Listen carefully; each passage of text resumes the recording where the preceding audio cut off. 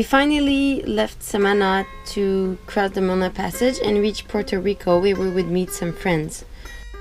Before that, we waited a few days to be sure to find the good weather windows, and we're expecting to encounter some good weather during this crossing. But we never know.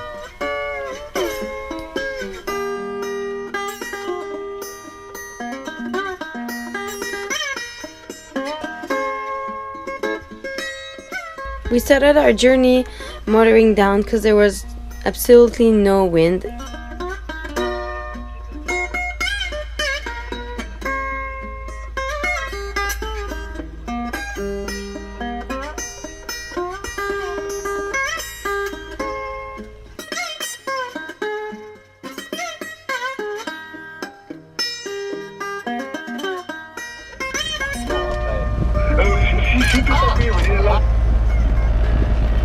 That's our podcast subwoofer.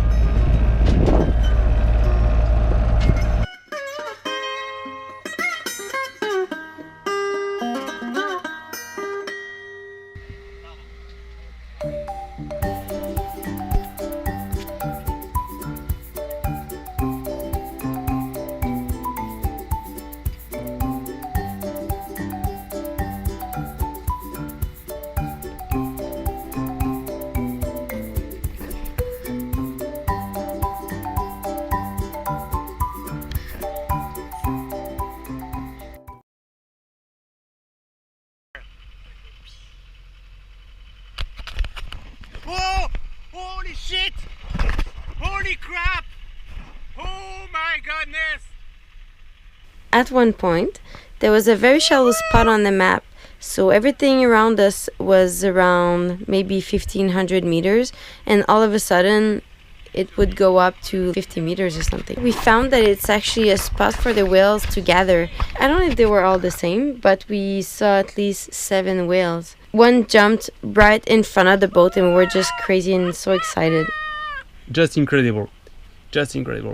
And it was very funny to see that Sophie couldn't scream because she was still sick, and she wasn't able to use her voice as she usually do.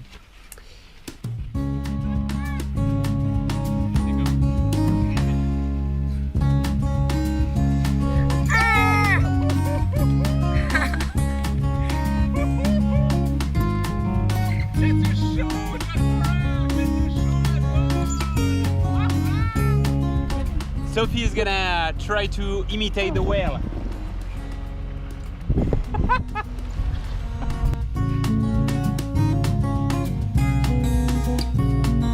Suddenly, at a certain point, we realized that the engine was starting to overheat a little bit. So I was guessing it was a lack of oil, but I can't check the oil because it's too warm. So I just add 1 glass of oil, and let's see how it is now. So it's supposed to be at 70 Celsius, and it's at 71, and it was at 78. So a marine engine like that, it's 71 in the maximum normally. So that's cool. During this time, Sophie is playing with our lost coconut. We have to get more in Puerto Rico. Coconut? Oh, you're my coconut. Oh, Sophie's sick, she's cute. She was trying this morning, she was at the anchor, and she was trying to speak to me. That was the only thing I could hear, like I was okay.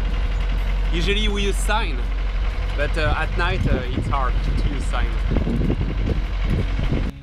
And after a thorough inspection, we noticed that the muffler was leaking. So it's a metal muffler, and we knew there was a bit of rust down there, but we were not so much concerned. Well, that was really our bad, because it was actually starting to drip water, and it was dripping enough that we had to scoop every hour or so, but not enough so that the bilge pump would start, so that wasn't concerning too much. So we had two choices. It was like trying to fix the engine but being pushed on the coast of the Dominican Republic, or start the engine and trying to go a bit further in order to catch some wind and deal with the water leak. And that's what we did. And as soon as we touched some wind, we were able to stop the engine and keep going with the crossing. With a maximum of 13 knots, which was perfect for them on the passage, almost no swell, and such a smooth sailing.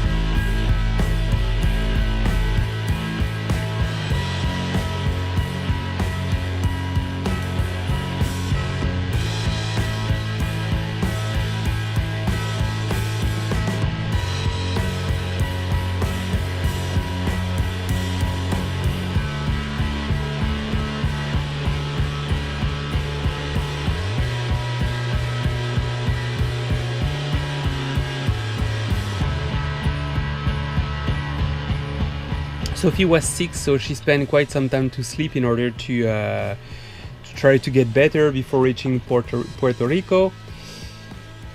So I spent a night, just almost a full night, just by myself outside.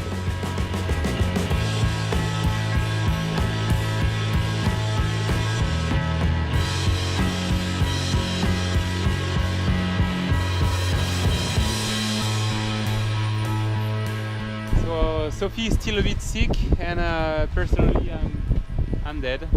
I didn't sleep. I sleep an hour and a half, but I will sleep later on. After all that time of sailing and navigating through the passage that had been very kind with us, finally noticed the Isla de Secheo, which is just before Puerto Rico.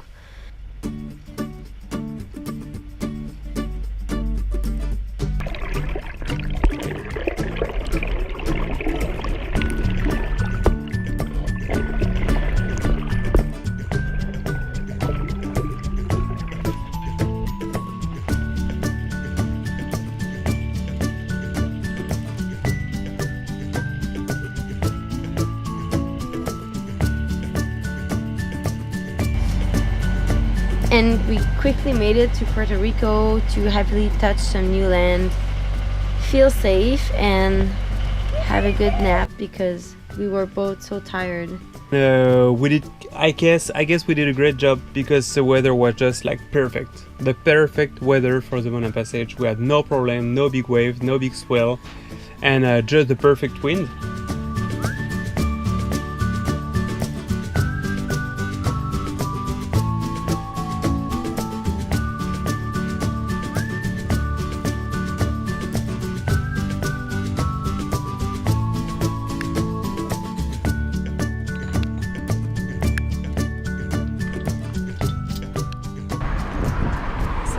Say it again. Unwrapped mangoes all over the tree. We just arrived at Puerto Rico and we're quite surprised to see how cool the borders are. Actually, they were super helpful. They're gonna... because we're supposed to call before coming in Puerto Rico and we didn't know that, so they're gonna call for us to register the boat.